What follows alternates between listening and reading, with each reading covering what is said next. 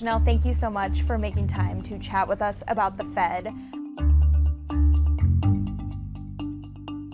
This year, in 2022, the Fed has rapidly increased its benchmark rate from near 0% in the beginning of the year to now 4%, which is a 15-year high. Talk about the different ways that ordinary people like me are impacted by the Fed's interest rate hikes. As they raise interest rates, the goal is really to make it more expensive to borrow money. So of course, we're feeling it in the housing market already. Mortgage rates went up even before they actually did the first rate increase. But it does trickle down to other kinds of loans. The goal is to lower demand, and that cooler demand should in the end lead to lower prices.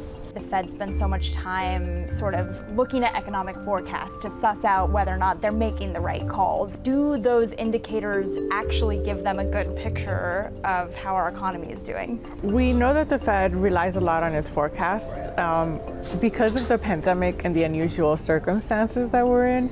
A lot of those forecasts were wrong. So what we're hearing from officials now is that they're going to be looking more closely at what is the economy doing, spending, home prices, inflation, hiring, and even some of these more high-frequency indicators. You know, how many people are making reservations? One of the things the Fed is working towards is achieving this idea of a soft landing. Can you talk about what that is and how it's different from a hard landing? The goal for the Fed is to bring inflation down while minimizing, the pain that we would feel in our everyday lives. So they define that as like trying to accomplish, cooling inflation without leading to a spike in unemployment, or at least limiting it to a moderate increase.